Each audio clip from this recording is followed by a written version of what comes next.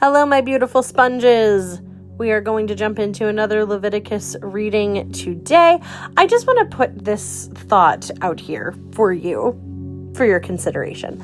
I talk a lot, often, about how shame is something that keeps us in the same patterns that we're in. And the nice thing about Jesus is when we give those concerns, those guilts, those sins over to Jesus, we confess those, He cleanses us and we can move forward, right? He takes that off of us so we can continue to follow Him without that constantly being in the way. So today we're going to talk more about guilt offerings. And I just want you to really think about all of the work that went into cleansing their guilt for the Israelites in this period of time.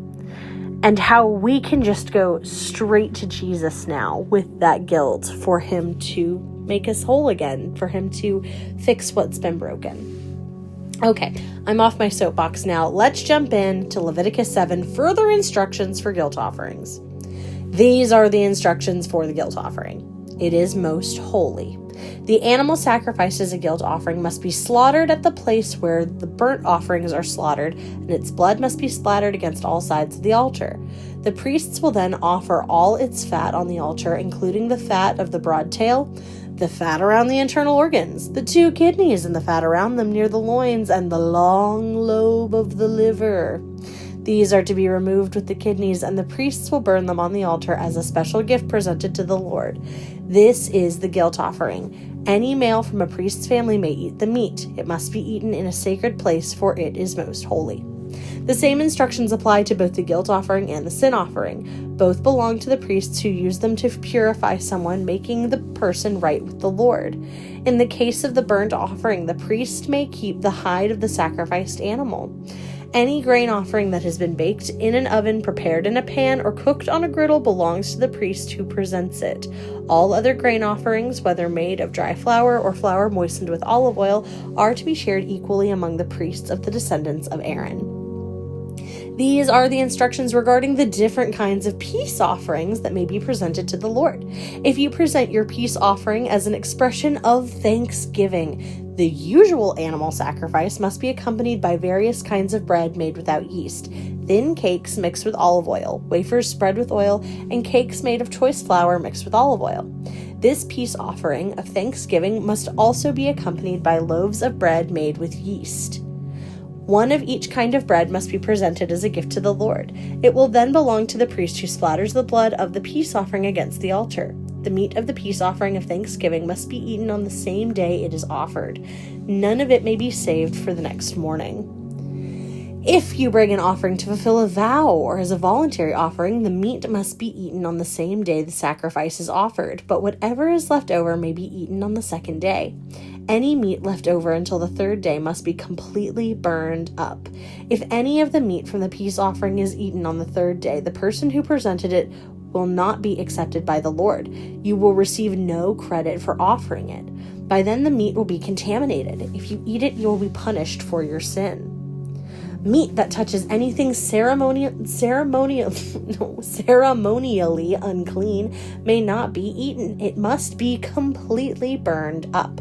The rest of the meat may be eaten, but only by people who are ceremonially clean. If you are ceremonially unclean and you eat meat from a peace offering that was presented to the Lord, you will be cut off from the community.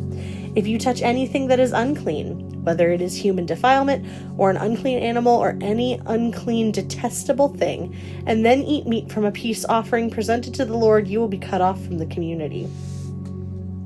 Then the Lord said to Moses, "Give the following instructions to the people of Israel.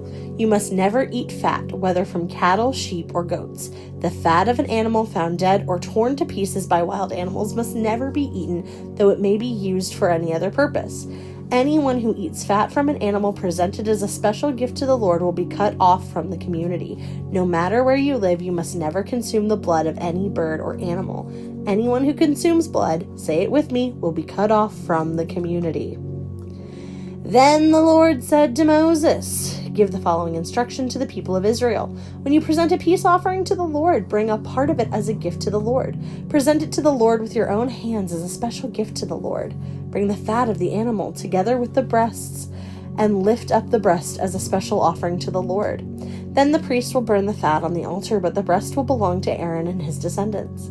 Give the right thigh of your peace offering to the priest as a gift. The right thigh must always be given to the priest who offers the blood and the fat of the peace offering. For I have reserved the breast of the special offering and the right thigh of the sacred offering for the priests. It is a permanent right of Aaron and his descendants to share in the peace offering brought by the people of Israel. This is their rightful share. The special gifts presented to the Lord have been reserved for Aaron and his descendants from the time they were set apart to serve the Lord as priests. On the day they were anointed, the Lord commanded the Israelites to give these portions to the priests as their permanent share from generation to generation. These are the instructions for the burnt offering, the grain offering, the sin offering, and the guilt offering, as well as the ordination offering and the peace offering. The Lord gave these instructions to Moses on Mount Sinai when he commanded the Israelites to present their offerings to the Lord in the wilderness of Sinai.